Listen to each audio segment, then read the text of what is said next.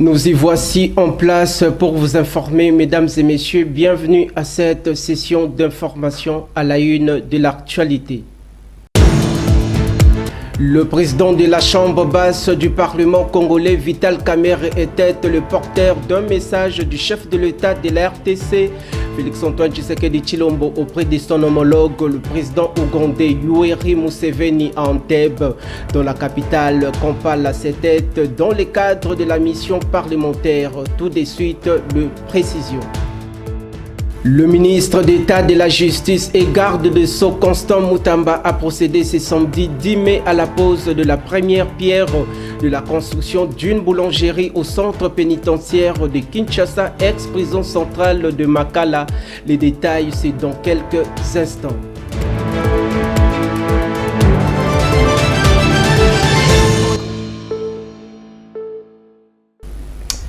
Merci de savoir nombreux pour suivre cette grande édition du journal télévisé sur Kinactu. Démarrons ce journal par cette nouvelle qui partira de la traditionnelle réunion du Conseil de ministres, les 43e du genre, présidé par le chef de l'État Félix-Antoine Tshisekedi Tshilombo, le vendredi 9 mai dernier à la Cité de l'Union africaine avec le membre du gouvernement. Dans sa communication, le président de la République Félix-Antoine Tshisekedi Tshilombo a annoncé la reprise de ses missions d'itinérance à travers le pays par la province du Lualaba, celle de l'Équateur et du Congo central. Regardez. La communication du président de la République, chef de l'État, a porté sur deux points principaux, à savoir 1. De la reprise des missions d'itinérance dans les différentes provinces. Le président de la République a rappelé que c'est depuis le mois d'octobre 2024 qu'il a entamé une série de visites d'itinérance à travers l'ensemble du territoire national. Ces visites effectuées dans les provinces de la Chopo, du Haut-Katanga, du Haut-Lomami, du Tanganyika, du Haut-Ouélé, du Bas-Ouélé, ainsi que dans l'espace Grand Kasaï, lui ont permis une fois de plus de toucher du doigt les réalités du Congo profond. Elles ont constitué une occasion privilégiée de se rapprocher de nos populations, d'écouter leurs doléances et de prendre les mesures nécessaires et urgentes en rapport notamment avec la sécurité des personnes et de leurs biens, la porosité de certaines frontières et le sous-effectif des forces armées et de la police nationale affectés à leur sécurisation. La persistance des conflits intercommunautaires liés à la terre, aggravée par l'installation peu contrôlée de certains groupes ethniques étrangers.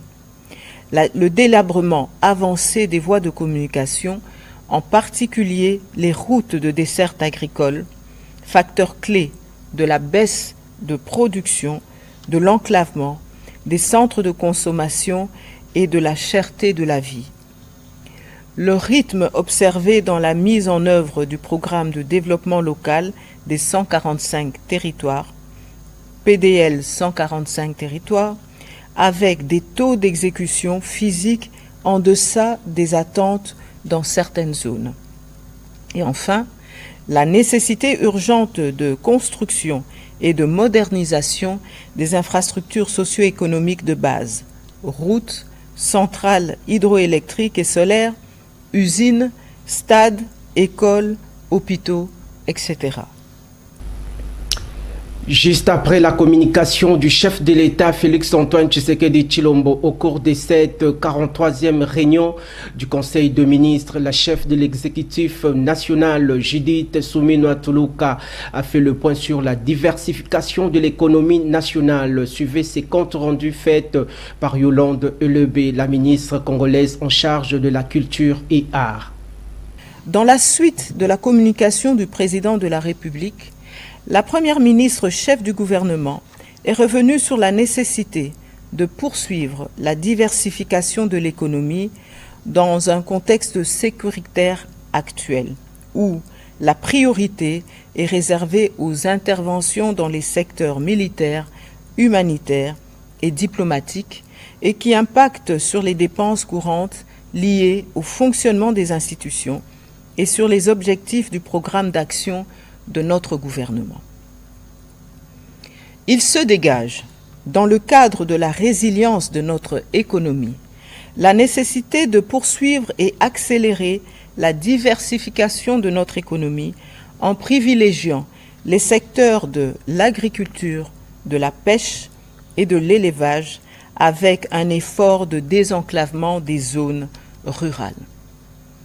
Ces préoccupations sont notamment déjà prises en compte dans le PDL 145 territoires et dans le programme présenté par le ministre du Développement rural qui comprend plusieurs champs d'action, entre autres les voies navigables et les routes de desserte agricole.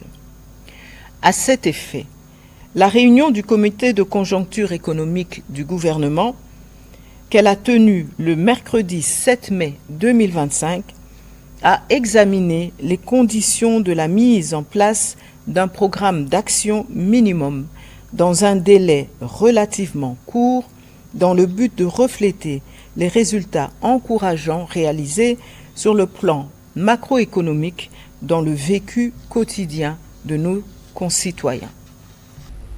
Restons toujours à cette 43e traditionnelle réunion du Conseil de ministres. Le gouvernement congolais, à travers le ministre des Sports et Loisirs, Didier Boudimbo, étant pour parler avec le club français de l'AS Monaco pour un partenariat qui profile à l'horizon afin de visibiliser davantage les ressources naturelles qui regorgent la République démocratique du Congo. Ce partenariat sera signé pour 3 ans. Suivez.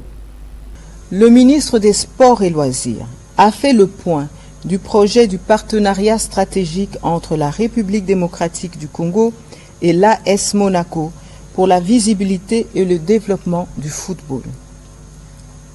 Il a souligné que ce club a une histoire dans le football mondial et un lien particulier avec notre pays.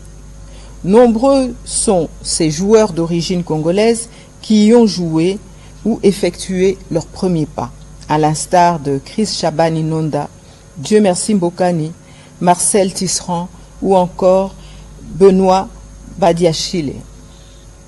À ce titre, un partenariat avec l'AS Monaco offrirait à la République démocratique du Congo une plateforme de visibilité exceptionnelle à travers l'image de marque associée, prestige et notoriété, améliorant sa perception internationale et attirant potentiellement des investisseurs dans le secteur du sport, économie et industrie des sports et dans d'autres secteurs.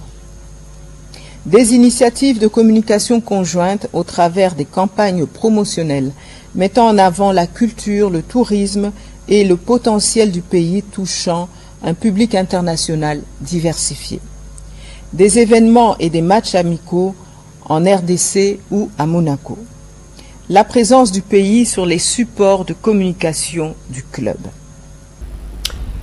Dans un autre chapitre, retenez que le speaker de la Chambre basse du Parlement de la RDC, Vital Kamere, a été reçu le vendredi 9 mai dernier au State House d'Entebbe, à Kampala par le président ougandais Yoweri Kaguta Museveni. Le numéro 1 de l'Assemblée nationale congolaise était porteur d'un message spécial du président de la République démocratique du Congo, Félix-Antoine Tshisekedi Tshilombo.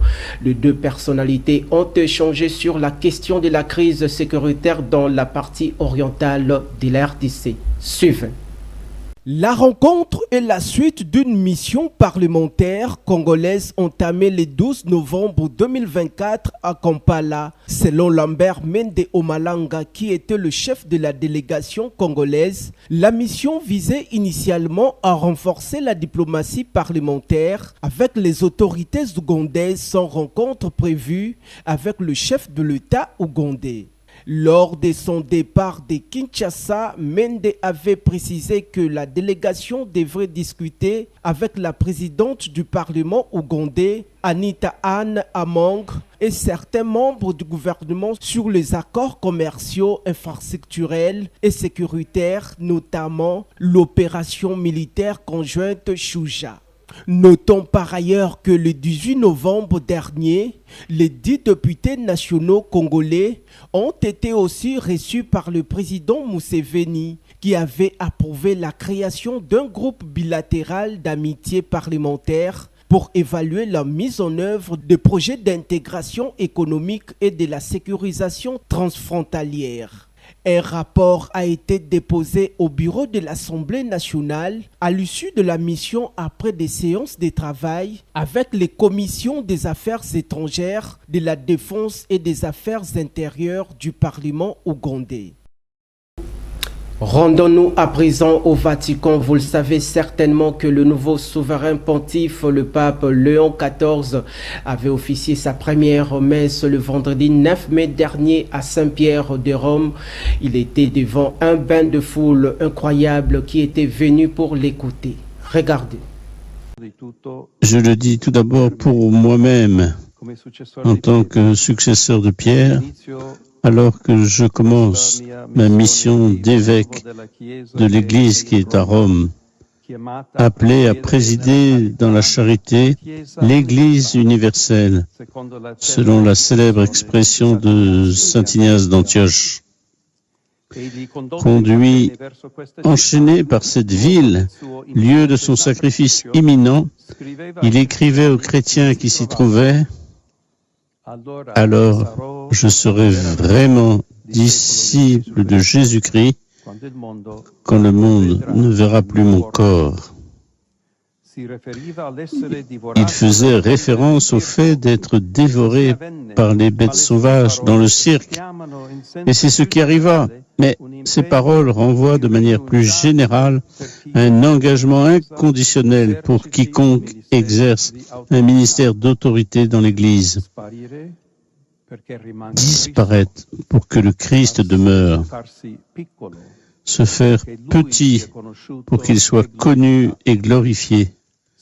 Se dépenser jusqu'au bout pour que personne ne manque l'occasion de le connaître et de l'aimer.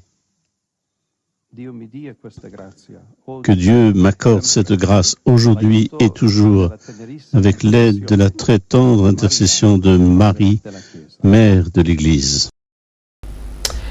Toujours dans ces mêmes registres de la désignation du nouveau pape, l'archevêque de Kinshasa, le cardinal Fridolin Ambongo Besungu, a précisé que, je cite, le Seigneur avait déjà choisi son pape et n'attendait de nous que de les rejoindre sur son choix. Suivez-les au micro de nos confrères de la presse internationale. Je ne peux pas dire que je suis entré en conclave avec des idées très claires. Et moi, j'étais même surpris de constater que malgré cette confusion au départ, on n'a pas mis longtemps pour tomber tous d'accord sur un nom. Et quand je dis nous, ça signifie des cardinaux venus d'horizons divers, qui ne se connaissaient pas.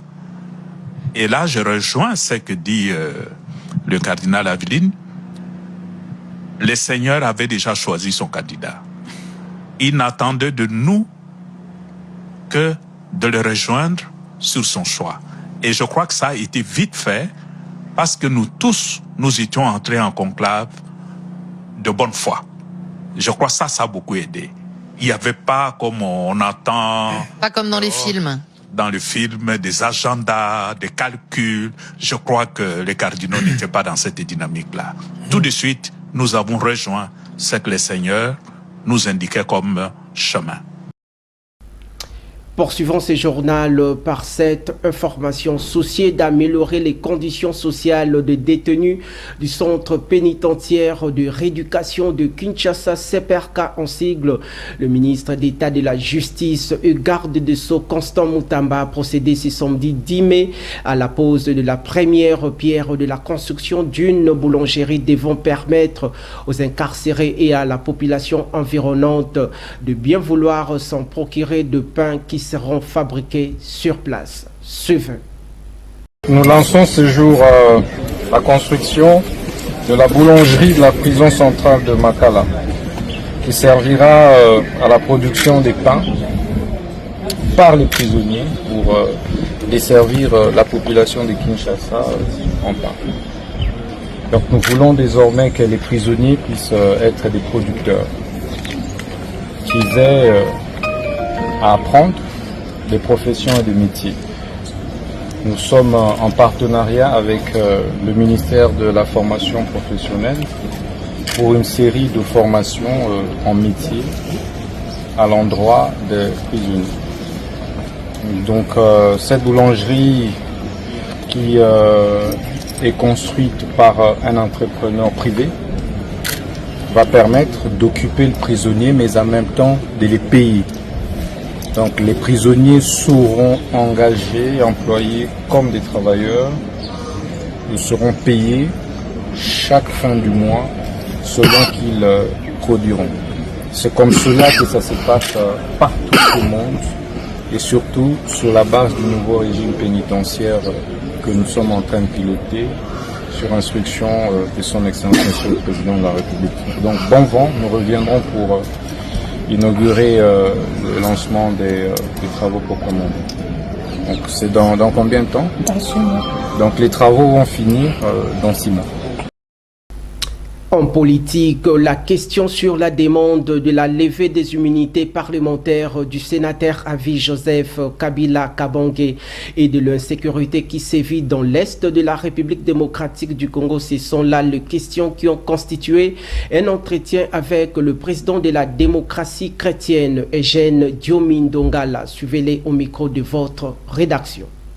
Aujourd'hui, dans notre pays, la loi prévoit que les anciens chefs de l'État ou l'ancien chef de l'État devrait être jugé par une procédure.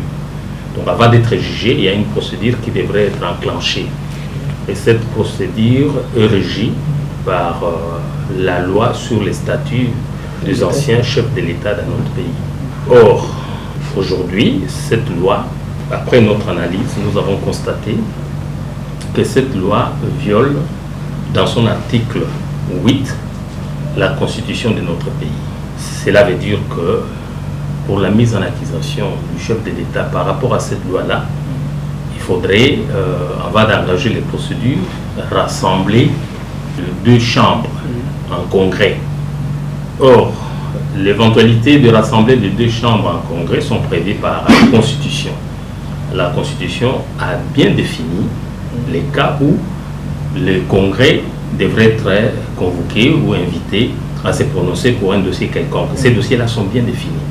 Donc ça veut dire que cette loi-là avait été mise en place dans une précipitation, et vous connaissez, lorsqu'on avait senti que le 3e mandat ne passait pas, et les gens se sont organisés pour mettre en place une loi sur mesure. Malheureusement, c'est une œuvre humaine, elle est entachée aujourd'hui d'un article qui viole la Constitution. Donc cette loi-là ne devrait pas être appliquée. Donc, devant cette situation, la seule hypothèse qui reste pour la mise en accusation, c'est le lever des immunités au niveau du Sénat. Et c'est ce que le ministre de la Justice a sollicité. Oui. En province, les forces armées de la République démocratique du Congo FARDC en sigle poursuivent les offensives contre la milice CRP alliée au mouvement rebelle du M23 et RDF dirigé par Thomas Lubanga. Dans ces cadres, la notabilité iturienne soutient ces opérations et condamne les attaques de la rébellion sur la population du littoral du lac Albert. Voici dans ces détails. L'autorité de l'État en Ituri, que les dignitaires d'État Joël Mandé, tout en condamnant cette attitude belliqueuse de Thomas Lubanga, invite les politiciens et autres couches sociales de l'Ituri à faire bloc. Un souhait qui rencontre la volonté du commandant des opérations et gouvernant militaire de l'Ituri, le lieutenant-général Luboyanka Chamadjoni, qui exécute depuis 4 ans la vision du commandant suprême et chef de l'État, Félix Antoine Tshisekedi Tshilombo. Nous-mêmes les Ituriens, nous avons d'abord demandé l'état de siège. Et le président de la République nous a écoutés, il a ramené l'état de siège. Nous disons que l'état de siège, pour le moment, c'est encore positif. Nous devrons les accompagner et les soutenir dans ces actions. Je pense que ça marche bien. Par ailleurs, il regrette et met en garde M. Thomas Lubanga Dilo, chef du fil de la CRP allié au M23, RDF et sa bande, qui veulent sans succès déstabiliser la province. L'Ituri a créé des problèmes pour lui-même. Moi, j'ai dit se couper même.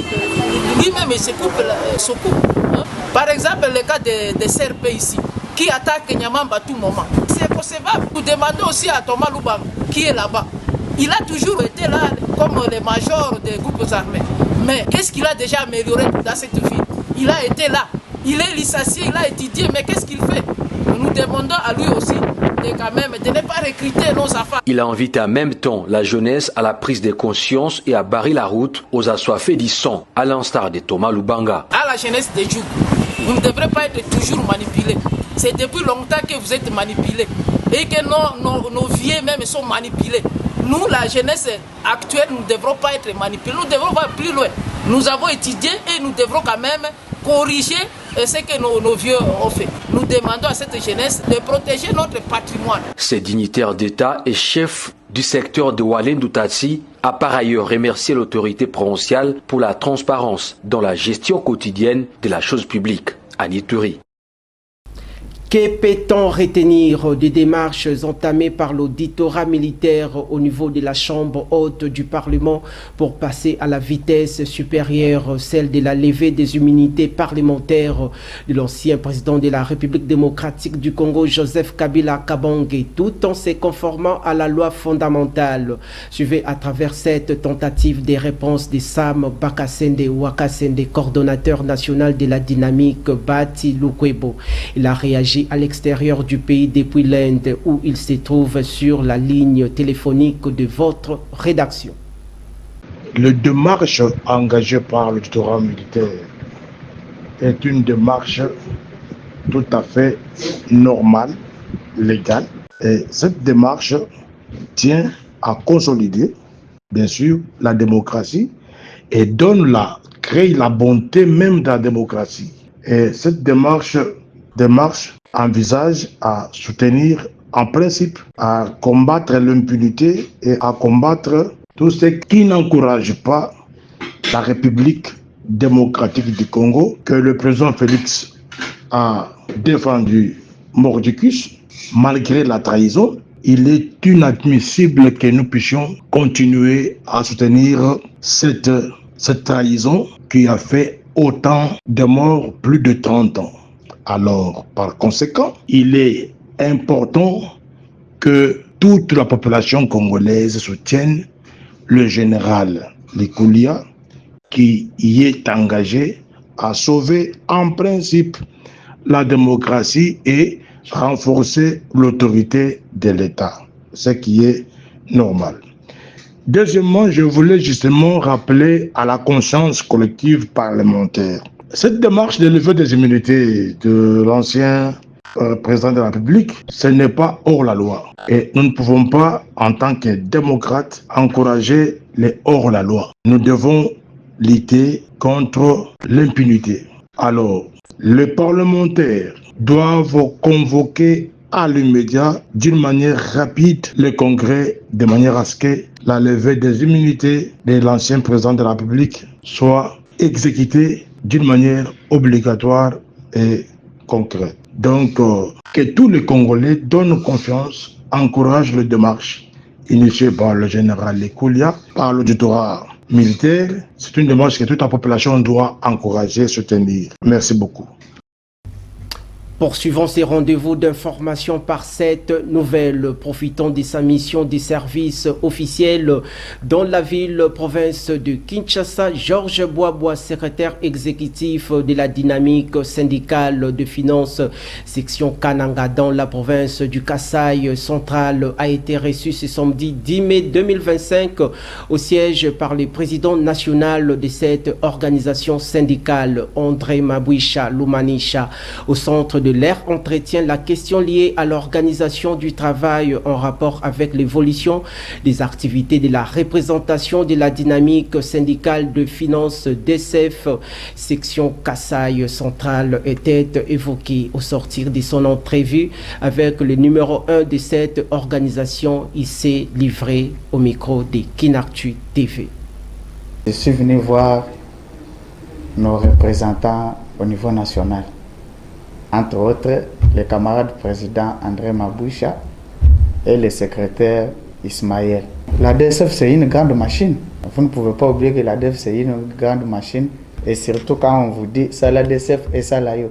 Il y a des autres salles qui sont pour DSF et ça la biso. Oui, au niveau de Kananga, précisément dans la province du Kasaï central, la DSF est bel et bien représentée. Nous avons déjà implanté notre syndicat dans 28 divisions. Dans 28 divisions que nous avons déjà implanté la DSF au niveau de la province du Kasaï central. Vous savez, nous sommes dans la fonction publique. Les difficultés ne manquent pas. C'est pourquoi vous nous avez vu venir ici avec tout un tas de difficultés à soumettre au directoire. Par rapport aux œuvres de notre structure, c'est pourquoi vous avez vu les gens adhérer dans notre structure qui est la DSF. D'ailleurs, pour votre information, nous allons gagner les élections à tous les niveaux. Revenons sur les inondations à Fizi. Dans la province du Sud Kivu, plusieurs disparus et de dégâts importants se sont observés dans la nuit du jeudi 8 au vendredi 9 mai dernier. Ces scènes désolantes se sont produites suite aux pluies torrentielles qui ont occasionné les débordements du lac Tanganyika, inondant ainsi la localité de Kasaba en territoire de Fizi. Les autorités locales appellent en effet à l'aide humanitaire pour secourir les rescapés.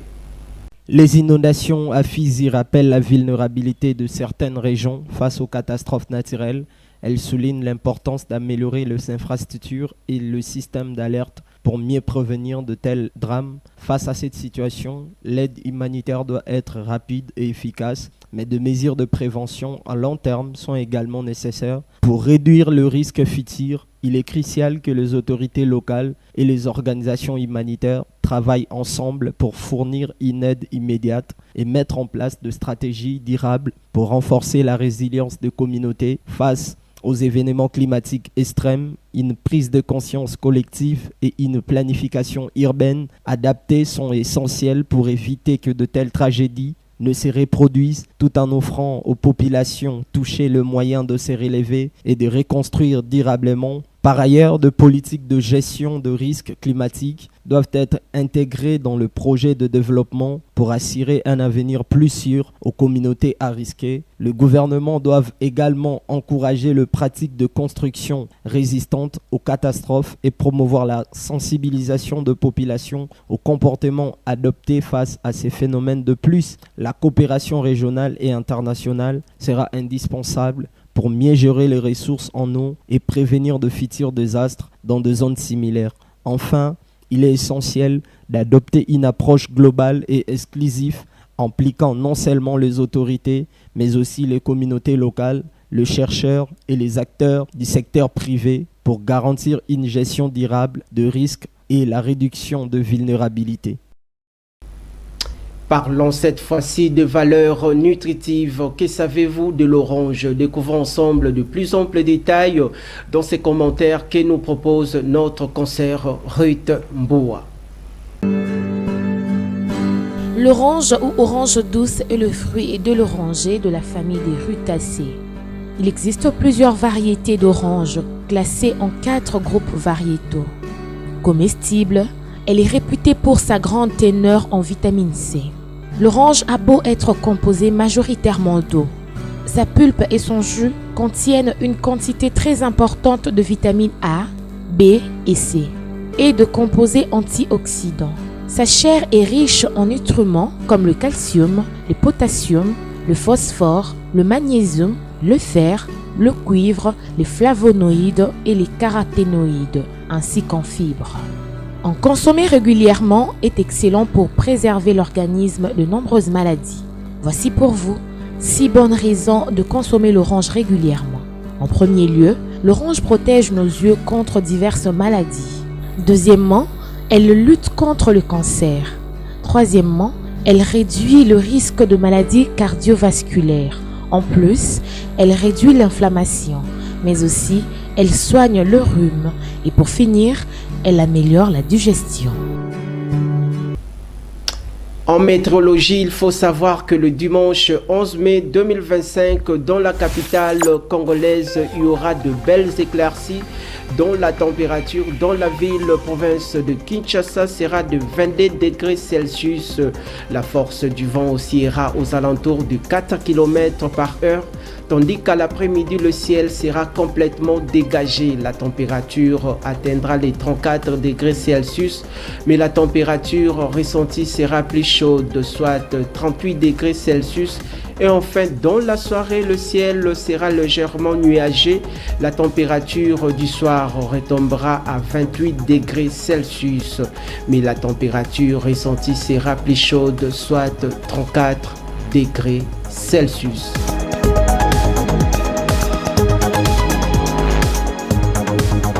C'est sur cette note météorologique que nous mettons terme à cette session d'information. Vous qui venez à peine de nous joindre, bien avant de vous quitter, place au rappel des titres. Le président de la Chambre basse du Parlement congolais, Vital Kamerhe, était le porteur d'un message du chef de l'État de la RTC, Félix-Antoine Tshisekedi Tshilombo, auprès de son homologue, le président ougandais Yoweri Museveni à Entebbe, dans la capitale Kampala. C'était dans le cadre de la mission parlementaire. Le ministre d'État de la Justice et garde de Sceaux, Constant Mutamba, a procédé ce samedi 10 mai à la pose de la première pierre de la construction d'une boulangerie au centre pénitentiaire de Kinshasa, ex-prison centrale de Makala.